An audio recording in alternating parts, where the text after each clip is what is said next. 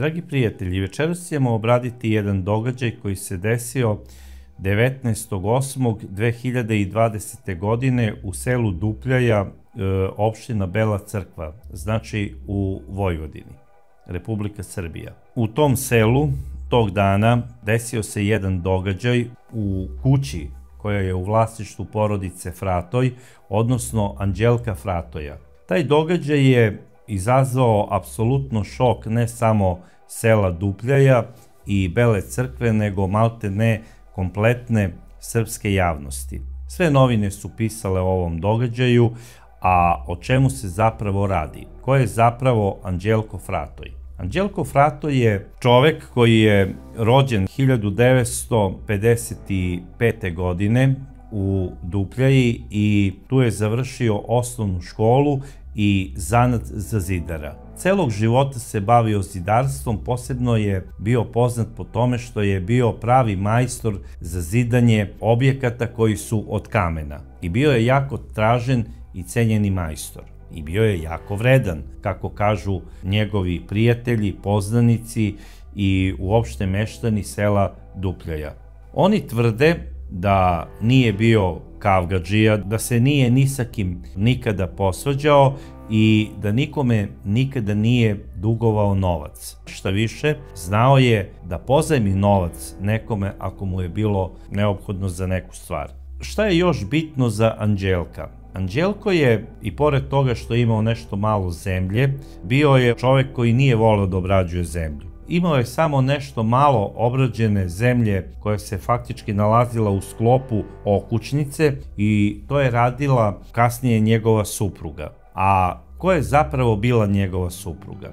Njegova supruga Slađana, ona je rođena 1957. godine i udala se jako mlada za njega. I bila je domaćica. Bavila se održavanjem domaćinstva, obrađivala je baštu u okućnici i volela je svog supruga. Da ga nije volela, ne bi mu izrodila i dve kćeri. Rodila je prvo Tanju, koja je završila osnovnu školu prvo u Dupljaji, a kasnije je završila srednju školu u Beloj Crkvi, udala se i sada ima znači svoju porodicu, muža, decu.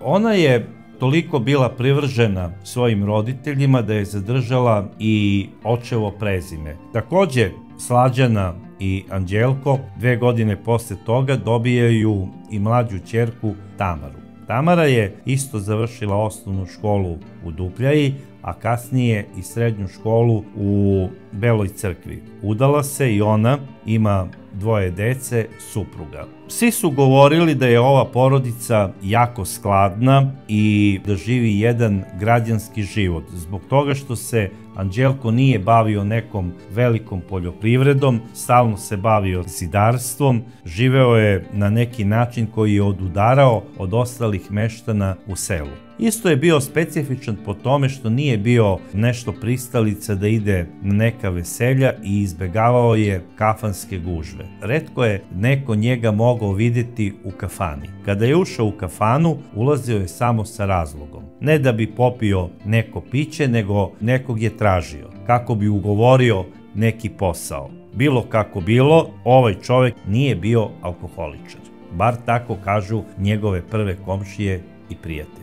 Međutim, ne misle svi tako o Anđelku da je on bio neki dobrica i ugledni domaćin. Zašto? Komšinica Marija, koja živi pored njih, za Anđelka kaže da je on od samog početka, kada je oženio Slađanu, prema njoj se ponašao kao pravi tiranin. Nije bio alkoholičar, ali ju je tukao maltene svakog dana. I ova žena Marija čudi se kako Slađana to nasilje nije prijavljivala policiji.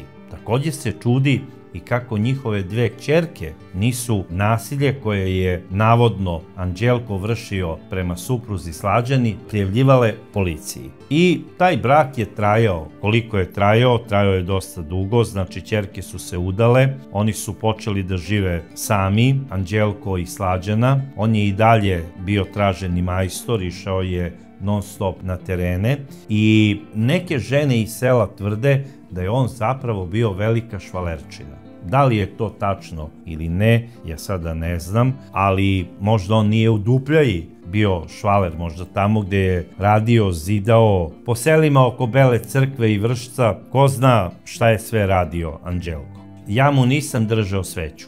Sada, njegova supruga Slađana ima i rođenu sestru. Ona je mlađa, rođena je 1959. godine i zove se Katica. Svi su je zvali Kaja. Kaja je bila udata u Pančevu, bila je vrlo atraktivna, plava žena, u mladosti je, bar po govoru njenih sestričina, posebno sestričine Tanje, ona je važila za zavodnicu. Bila je u braku sa jednim gospodinom, izrodila je 2 dece, sina i kćer, i taj brak se 2013. godine raspao tako što je Kaja odlučila da se razvede i da se uda za jednog gospodina iz Beograda koji je živeo u naselju Kaluđerica. Ona se udaje za njega i počinje sa njim zajednički život.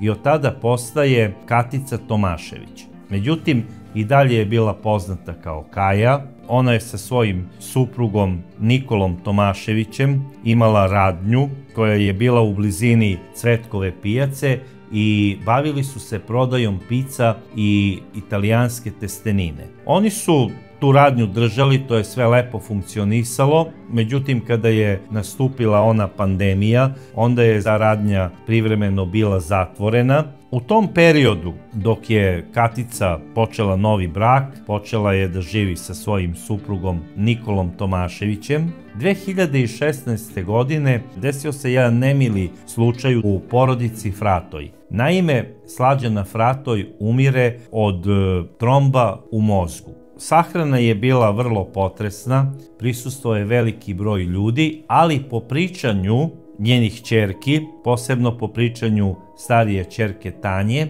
teta Kaja nije bila prisutna na sahrani. Šta je sada razlog? Zamislite, rođena sestra da ne dođe na sahranu svojoj sestri. Mislim, to je nezamislivo. Mora da postoji neki ozbiljni razlog. Ili je ozbiljno bolesna, pa nije mogla da dođe, ili je nešto drugo u pitanju. Ali po pričanju nekih meštana, navodno je u pitanju ranija preljuba koju je Kaja imala sa svojim zetom Anđelkom. Jednom prilikom, dok je Slađana nešto radila tamo na imanju, imala je iznenadnu posetu svoje sestre koja je došla iz Pančeva i kada je ušla Slađana nešto da potraži u kući, ona je, kako se to žargonski kaže, na gomili zatekla svog supruga Anđelka i svoju rođenu sestru Kaju. Ona je toliko bila besna da je izbacila, po rečima nekih meštana i ćerke Tanje, svoju sestru Vani, maltene onako polugolu, izbacila je njene stvari i zabranila joj je da ikad više uđe u njenu kuću. I navodno je to bio razlog Kajinog nedolaska na sestrinu sahranu. Da li je ona otišla nekada u crkvu da zapali sestri sveću za pokoj duše ili ne, nešto baš ne bih o tome mogao da pričam, ne znam, ali nešto je nije puno spominjala u smislu da je puno potrešena zbog umiranja svoje sestre, jer to nigdje nije spomenuo ni njen suprug Nikola Tomašević, a poznato je da je jako volela svog supruga. Pričam o Kaji. I sada, u tom periodu, kada Anđelko ostaje sam, on je malte ne počeo da dosađuje svojim ćerkama. On ih je zvao gotovo svakog dana. Pričao je kako on sam ne može da živi, kako će da izvrši samoubistvo i ta njegova priča o suicidu ponavljala se nekoliko puta nedeljno. Ćerke su, ne znam, trebale su da nešto preduzmu, da odvedu svoga oca, da ga psihijatar pregleda, da vidi da li je on stvarno suicidan ili je to samo tako pričao. Na kraju mu je mlađa ćerka Tamara rekla: tata, pa nađi neku slobodnu ženu, počni da živiš sa njom, na kraju krajeva ne morate ni da se venčate ako ona neće, neka bude sa tobom, neka ti se nađe pri ruci kao i ti njoj, da imate sa kim da pričate i da ima ko da ti donese čašu vode recimo kada ti treba. Vrlo je bitno da sa nekim budeš u vezi. I on je rekao da, ja ću da pronađem neku osobu, ali onog trenutka kada se budem zaljubio u neku ženu. I to je njegovoj ćerki bilo onako malo neobično, rekla je, pa dobro tata, mislim, nisi ti sada tinejdžer pa da se prvo zabavljaš tamo sa nekom slobodnom damom, odnosno sa nekom slobodnom ženom, da šetate za ruke pa da je onda ženiš. Znači, nađeš neku normalnu osobu i počnite da živite zajedno ako ne možeš sam. Ja te apsolutno razumem, prošlo je par godina od kada je pokojna majka umrla, nemam ništa protiv da nađeš neku osobu. To mu je rekla i starija ćerka Tanja. Njegove ćerke su zapravo mislile da je njihovom ocu potreban drug. On je prebacio 60 godina i smatrale su da njemu sada nije potrebno zabavljanje i neka erotika. On sada treba da razmišlja da odradi još par godina i dobija penziju. I sada i da ta dama nema penziju, imaće sredstva da žive. Imaju i tu malu neku okućnicu koju je obrađivala njihova pokojna majka, znači ta gospođa koja bude tu došla, ta žena, ona će sigurno da ima neku zanimaciju, nešto da radi. Tako da će imati čime da se bave, imaće prihoda, a možda i ona je recimo u penziji i bože moj. Međutim, on nije tako smatrao. Anđelko je sa 61 godinom i dalje maštao da nađe neku lepu, atraktivnu ženu koja bi mu bila ljubavnica i sa kojom bi on uživao. Čak je razmišljao da ide da se provodi u nekim banjama kad ode u penziju i recimo da ide na more za Grčku. I šta se dešava? Kupuje novi automobil. I to je mnogi iznenadilo u selu, ali posebno je iznenadilo njegovog pašenoga Nikolu. A zašto ga je to posebno iznenadilo? Zato što kada je umrla njegova supruga, Slađana, Anđelko je od familije tražio finansijsku pomoć. Prvo za sahranu, a kasnije za podizanje spomenika. To su reči Nikole Tomaševića. I navodno je i sam Nikola Tomašević dao prilog za spomenik. Sada mi tu nešto nije jasno. Ako je Nikola Tomašević dao prilog za spomenik, kako to nije bio on na sahrani svoje svastike Slađane i kako to nije bila njegova supruga Katica? Tu mi se sada nešto baš ništa ne uklapa. Tu neko ne govori istinu. Ko? Ne znam. Svejedno, on je kupio novi automobil i ne samo to, nego podiže novi krov, menja krov i radi novu fasadu na kući. To nije baš mala investicija. Mnoge to nije iznenadilo što je to Anđelko uradio, zato što je on angažovan stalno i dobar je majstor. I dalje radi od jutra do sutra. Međutim, ona priča, nemam za sahranu, neka mi pomogne familija, to malo se sada nešto ne uklapa. Familija je na kraju tu da pomogne u teškim prilikama, a sahrana je jedna od najtežih situacija koja može da se desi jednoj porodici. Prema tome, ostaje malo nerazjašnjeno da li je zapravo Katica bila na sahrani svoje sestre ili nije bila na sahrani u Dukljaji. To samo znaju oni koji su bili prisutni. Sada, Anđelko šta radi? On ne ide i dalje po tim seoskim kafanama u Dukljaji, ali sve češće odlazi za Beograd, Pančevo. Počelo je čak da se priča da navodno Anđelko ima neku novu ljubav. On o tome nikome ništa nije pričao. Nije pričao, naravno, ni ćerkama. Počele su i one, bar po njihovim izjavama i priči, da sumnjaju da je njihov otac pronašao neku emotivnu partnerku. Mlađa ćerka ga ništa o tome nije pitala, ona je samo pretpostavljala, ali starija Tanja ga je pitala: tata, da li imaš ti neku partnerku? I on je rekao: vidi sine, ja sam pronašao jednu damu koja mi odgovara i planiram sa njom da započnem zajednički život. I sada ona je rekla: dobro, o kojoj se radi? On je rekao: reći ću ti to nekom drugom prilikom. I posle izvesnog vremena Anđelko je Tanji rekao da je zaljubljen ni manje ni više nego u Katicu Kaju Tomašević. Zapravo u svoju svastiku, koja je u tom trenutku i dalje udata za Nikolu Tomaševića. I naravno, za Tanju je to bio šok. Kaže, tata, da li misliš na tetku, Kaju? Kaže, da, mislim na nju, na moju bivšu svastiku, čak je i rekao na moju bivšu svastiku. Koje sad, i tu mi nije malo jasno kako neka svastika može da bude bivša svastika ako je on udovac. Zar se smrću žene prekidaju rodbinski odnosi koji su postojali? Ako je preminula žena, ona ne može biti bivša žena, ona je pokojnica. Tako i svastika, ona ostaje svastika, mislim, treba da se poštuje.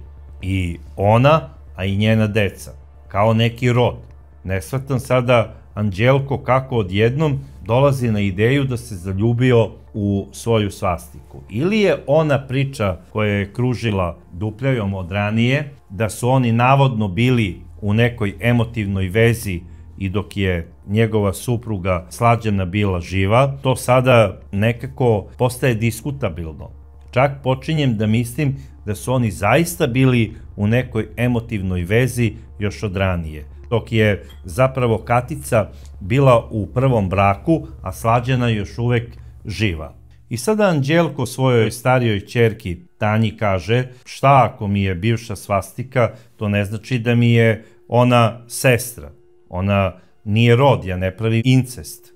Ja sam se zaljubio u nju, a to što je ona u braku, ona će se razvesti. E sad, to mi nije baš malo jasno kako je odreagovala Tanja kada je sve to čula i s obzirom da ima samo 2 godine mlađu sestru, čudi me da 2 rođene sestre ne podele jednu vrstu tajne ovog tipa, a radi se o njihovom rođenom ocu. Jer Tamara kaže da ona uopšte nije znala da je njen otac Anđelko imao bilo kakve simpatije prema njenoj tetki Kaji. Tanja ne samo da je čula tu očevu tajnu, ona je na neki način njega malte ne i podržala u toj ideji da on bude sa tetkom Kajom. Rekla je na kraju krajeva, bar to je njena izjava, ako je tačna cela ova priča, Tanja kaže, najbitnije je da tata nije sam, pa neka je i to moja rođena tetka. Međutim, čudim se da je to Tanja mogla da kaže, jer u tom trenutku tetka Kaja je u braku. I ja ne znam kako ona nije rekla, tata, da li si ti normalan, vodit ću te sada kod lekara, pa teta Kaja je u braku. E sada, da li je to baš bilo tako u tom razgovoru između ćerke i oca, ja ne znam, ali to je zapravo Tanjina izjava za neke novine. Nije mi normalno da neki otac kaže svojoj ćerki, ja sam sa tetkom u vezi i planiram da počnem sa njom zajednički život, a da ćerka kaže to je okej. I cela ta priča, zaljubljen sam u bivšu svastiku, za mene je nebuloza. Bar ja to ne mogu da prihvatim i smatram da je zaista ona priča pojedinih meštanki sela Dupljaja, da je Anđelko pomalo bio perverzan, zapravo donekle tačna. Čak postoji priča da je on na neki način psihički uništio jednu ženu iz neposredne okoline Dupljaje, koja je bila njegova prijateljica. Na koji način i zbog čega, ja to ne znam. Ali najverovatnije postoji indicija da su oni bili i nešto više od običnih poznanika. E sada ja ne znam kako se Katica, zapravo Kaja, ponašala i kako je odreagovala kada se Anđelko prvi put pojavio pred njom i dao joj predlog da oni budu u nekoj vrsti veze. Čak pretpostavljam da se to najverovatnije i desilo u tom lokalu brze hrane gde je Kaja radila, na Cvetkovoj pijaci. I zaista, da sam ja bio na Kajinom mestu, ja bi bio u šoku. I ne samo da bi bio u šoku, nego bi i isterao napolje bivšeg zeta. Kako je došlo do toga da navodno Kaja i Anđelko počnu neko druženje, bar po pričama nekih meštana sela Dupljaja. Anđelko je redovno odlazio da se vidi sa Kajom, da odlaze na piće, ona je sve stizala da obavi obaveze koje je imala prema suprugu, znači prema Nikoli Tomaševiću, da na vreme ode na posao, da tamo bude uredna, pedantna, da odradi smenu i da se nađe sa Anđelkom i da ispoštuje i njega. E sada, da li je ona bila potajno zaljubljena u svog zeta Anđelka ili ne, ja to sa sigurnošću ne mogu da tvrdim, ali ako su tačne te priče da je ona ušla u emotivnu vezu sa svojim zetom, onda je tu postojalo nešto što je tinjalo i od ranije. Iako nije bila to neka emotivna veza, znači dok je bila njena pokojna sestra živa, sigurno je postojala neka simpatija. Nemoguće je da jedna sestra sahrani rođenu sestru i da sada sa njenim udovcem uđe u emotivnu vezu. Za mene je to perverzija. Sada, da budem iskren i da ne budem sada toliko zaprepašćen i iznenađen ovim Anđelkovim postupkom, znam mnoge slučajeve da se desila ljubav između svastike i zeta. Međutim, ti isti, pod znacima navoda, zetovi, kasnije su startovali i njihove ćerke, znači svastikine ćerke. To se ne završava samo na priči, draga, bit ćemo zajedno, nego kasnije to prelazi na flertovanje i nabacivanje ćerki. Teča napada devojčicu, odnosno ćerku svoje svastike. I neretko se završavaju te neke ljubavne afere vrlo kobno. Zato i pričam sve ovo. Tako da ne znam Kaja, pošto je imala ćerku, kako je ona mogla uopšte da se upusti sa Anđelkom u jedan, po meni mogu slobodno reći, vid avanturizma.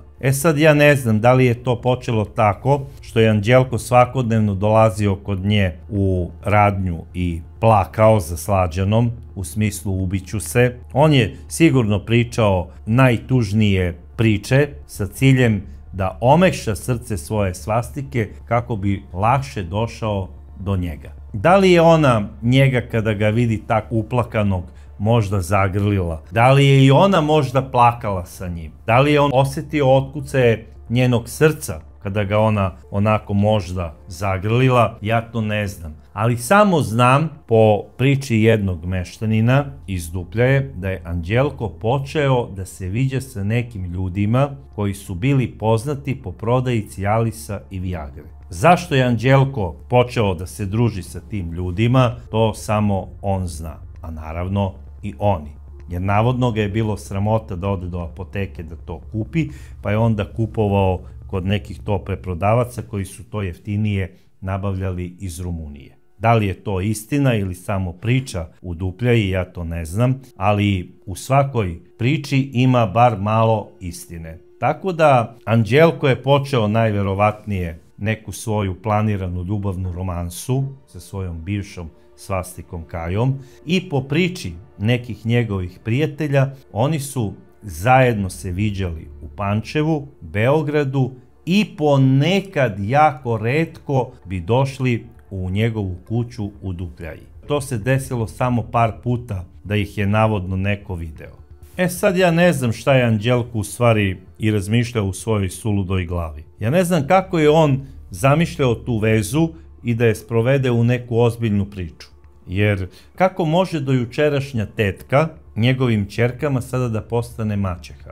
I kako on, kao dojučerašnji teča, može sada da postane očuh Kajinoj deci? Prosto suluda priča, ja ne znam šta je Anđelko zamišljao. A osim toga, Kajina deca su dobila decu, znači Kaja je sada i baka, ona ima unučad. Ja ne znam, ako je zaista ta veza bila stvarnost, ja ne znam šta je i ona razmišljala. Prosto ne mogu da verujem da jedna žena, bez obzira koliko god da je sklona flertu i nekim avanturama sa muškarcima, ona ni na koji način nije htela da povredi svog supruga. Najverovatnije, ako je ta veza postojala, to je iz razloga što je ona svoj brak smatrala ozbiljnim, a tu vezu je smatrala neozbiljnom, odnosno avanturom. Možda je to njoj podizalo adrenalin, možda se upustila to u ljubavnu vezu sa svojim zetom da bi ga na neki način utešila. Možda se sažalila nad njim, možda je pošla od te činjenice, ja ličim na svoju sestru ko da sam njena bliznakinja, možda je Anđelko u meni video Slađanu i eto, hoću da mu pružim utehu. Ali Anđelko je očigledno tu vezu shvatio preozbiljno. I desilo se i to da je 19.8. sa svojom sada emotivnom partnerkom, po znacima navoda emotivnom partnerkom, jer nisam siguran da su u vezi, zakazao je sastanak da se nađu negde oko 10 časova. I on joj šalje poruku u 9 ujutru da se oni nađu. Kaja njemu isto odgovara porukom, evo okej, vidimo se, samo da popijem kafu i krećem ka Cvetkovoj pijaci. A svom suprugu je rekla da ide do lokala kako bi ga pripremila, znači da ga očisti, i kako bi ga pripremila za rad. Jer za par dana je lokal trebao ponovo da počne da radi, jer je bio zatvoren neko duže vreme zbog pandemije. I sada Nikola je ubeđen da je njegova supruga u lokalu, da radi, da čisti, i on kaže, dobro, idi dušo tamo, završi, uradi sve šta treba, da li sam ti potreban? Ona kaže ne, i on je rekao, u pravu si, ženska ruka najbolje zna da očisti kad joj muškarac ne smeta. I ona je popila tu kafu i otišla. Međutim, nije otišla do lokala, ona se našla sa Anđelkom i navodno odlazi za Dupljaju da bi obišla grob svoje sestre. Ne vidim razlog, ako neko nije bio na sahrani, zašto bi sada išao da obilazi grob svoje sestre? Mislim, dobro, rođena sestra može da obiđe grob svoje sestri kad želi, ali sa njenim udovcem da dođe po nju, da je vozi i da se možda usput tamo pipkaju, ljubakaju, to mi baš ne deluje normalno. Bilo kako bilo, oni dolaze u Dupljaju, ali nema podataka da su uopšte išli na groblje. Oko 11 časova oni stižu ispred Anđelkove kuće, on parkira svoj automobil, izlaze i videle su ih komšije. Ulaze unutra i šta se dalje dešava? U 12 časova Anđelko zove svoju mlađu ćerku, Tamaru, javlja se njen suprug i on kaže, zete, gde je Tamara? Kaže, evo je nešto radi u dvorištu, kaži joj da sam napravio veliki problem i veliko. Njegov zet je rekao, dobro, kada dođe Tamara, reći ću joj da ti se odmah javi. I on je rekao, nema potrebe, neka kasnije kada može, dođe kod mene. Možete doći i zajedno, to bi bilo najbolje. I prekinuo je vezu. To je bilo u 12 časova 19. avgusta 2020. godine. Kada je Tamara završila svoje obaveze u dvorištu, njen suprug je rekao, zvao te je otac i rekao je, kada imaš vremena, treba da odeš do njega. I ona je rekla, dobro, idemo zajedno da ga obiđemo, povešćemo i decu. I Tamara sa porodicom stiže ispred očeve kuće oko 17 časova. Deca, na sreću sa ocem, ostaju ispred, ona ulazi u kuću, kuća je bila otključana i vidi da su vrata od spavaće sobe otvorena. Ona je pomislila možda je otac zadremao. Zove ga, tata, tata, međutim niko ništa ne odgovara. Ulazi u spavaću sobu i počinje da vrišti. Istrčava napolje i kaže svom suprugu, zovi hitno policiju. Unutra se desilo nešto strašno. Na pitanje njenog supruga šta je to tako strašno, ona je rekla, molim te, nemoj da dozvoliš da deca uđu unutra, zovi hitno policiju.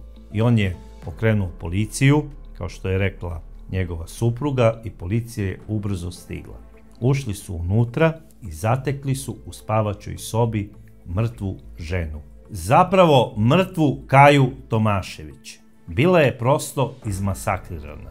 Na podu, pored kreveta, u lokvi krvi, bio je i veliki mesarski nož. Sve je ukazivalo na ubistvo. Policija je odmah pitala gde je gospodin Anđelko. Ćerka Tamara je rekla, ja stvarno ne znam gde je moj tata, dozivala sam ga, ali nisam uspela da saznam gde se nalazi. Ne znam ni da li je kod kuće. A auto mu je tu. Policajci su počeli da vrše pretragu, ulazili su iz prostorije u prostoriju i u šupi koja je preuređena u svrhu radionice našli su Anđelka Fratoja obešenog. Naravno, policija je odmah pozvala istražnog sudiju i javnog tužioca kako bi se organizovao uviđaj. Uviđaj je odrađen. Bilo je jasno da je muškarac zapravo Anđelko izvršio prvo ubistvo, a potom samoubistvo u radionici. Međutim, ono što je bilo najinteresantnije prilikom uviđaja, pronađeno je i oproštajno pismo koje je Anđelko napisao, u kome je objasnio motive i razlog ovoga što se desilo. Naime, on tamo tvrdi da su on i Kaja dobrovoljno odlučili da odu u smrt. On do detalja opisuje koliko se oni vole, maltene kao Romeo i Julija, opisuje da ne mogu da žive jedno bez drugog i da su primorani da ovo urade zato što nisu shvaćeni od svojih familija. Policajci, kada su našli ovaj dokument, odnosno ovo oproštajno pismo, dali su to istražnim organima i tužilac je prišao Tamari kako bi je pitao da li je to rukopis njenog oca, što je ona i potvrdila.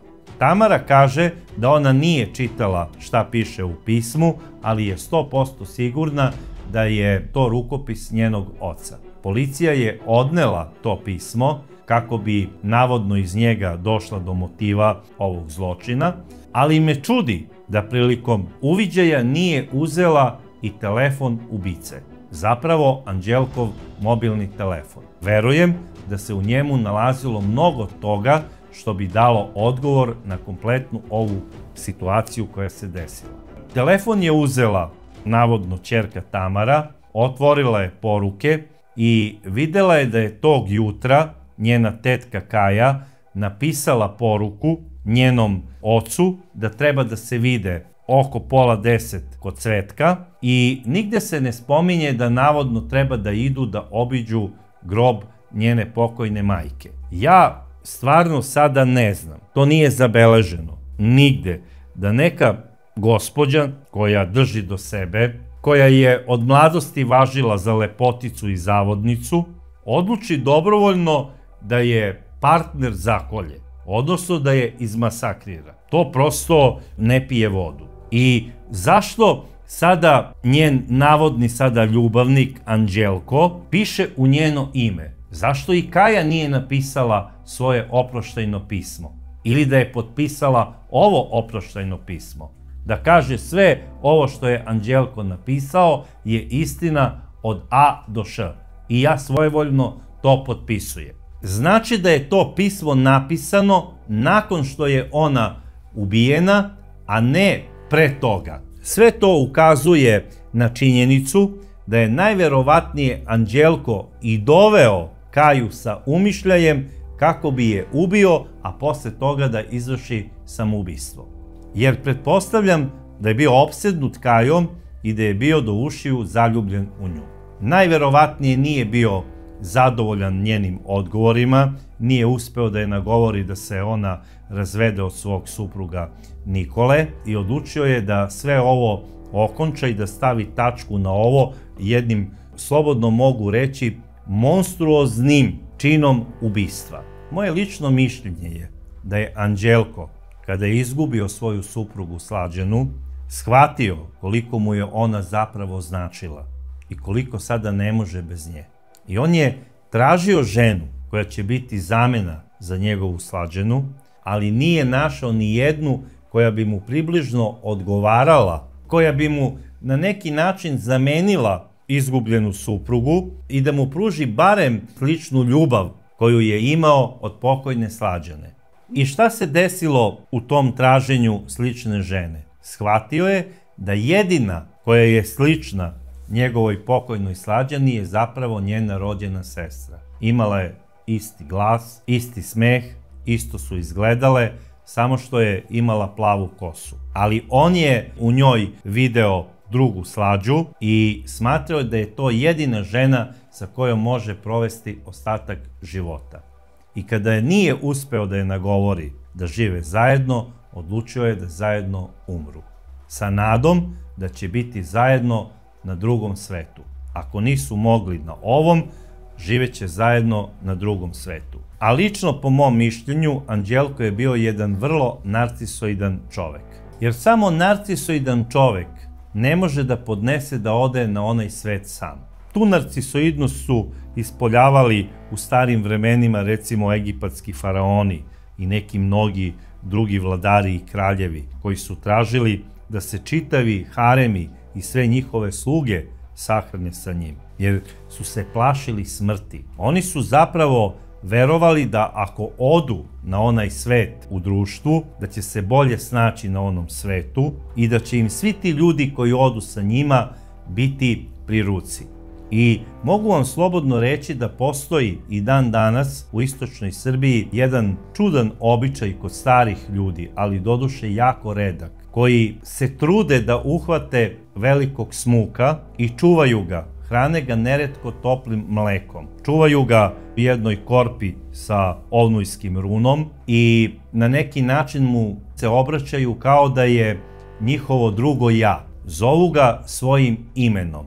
I kada navodno osete da im se bliži trenutak odlaska na onaj svet, oni ubijaju tog gmizavca i sa njim odlaze na onaj svet. To su primenjivali čak i neki naši kraljevi. To je radio i Stefan Dečanski. Čuvao je smuka kako bi ga ubio da mu isti pravi društvo na onom svetu.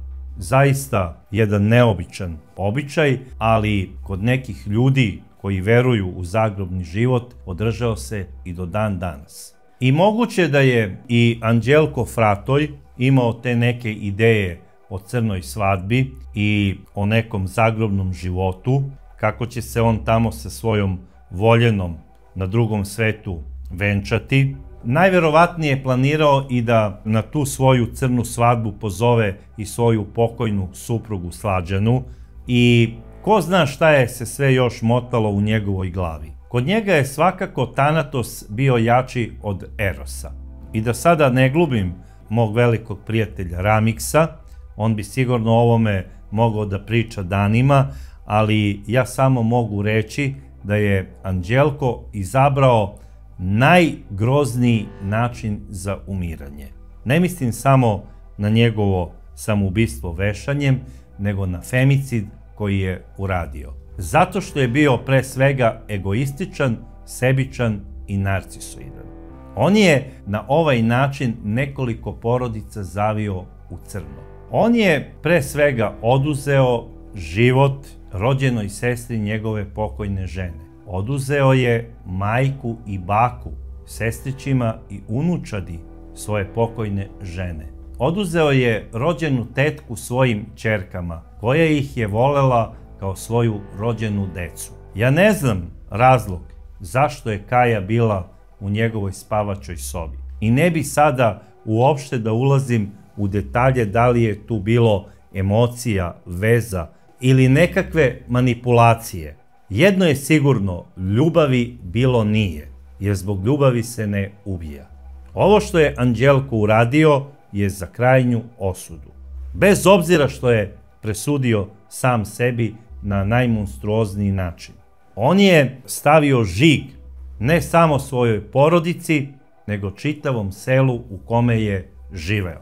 Da se nešto strašno tamo desilo tog 19. avgusta 2020. godine.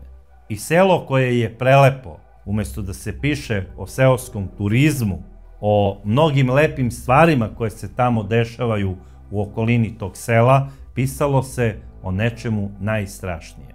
Anđelko je pao na glavnom ispitu, pao je na životnom ispitu. Umesto da je sačekao svoju penziju koja je trebala da se desi te godine i da je počeo normalno da živi, da odlazi po nekim banjama kako je planirao, možda bi tamo i upoznao neku prijateljicu sa kojom bi otpočeo zajednički život. Imao je milion načina da izađe iz problema koji se zvao samoća i usamljenost. Na kraju krajeva nije jedini i to je sudbina. I svako treba da nosi svoj krst časno na leđima. Ovaj događaj bit će upamćen ne samo kao nešto jako strašno što se desilo u okolini Bele crkve, već bit će upamćen kao još jedan femicid u nizu koji se desio 2020. godine u Srbiji. Stop nasilju nad ženama i stop femicidu. A pre svega bih voleo da mi odgovorite da li je normalno da zet koji je udovac i svastika budu u nekoj emotivnoj vezi. A do sljedeće čudne priče ja vas pozdravljam.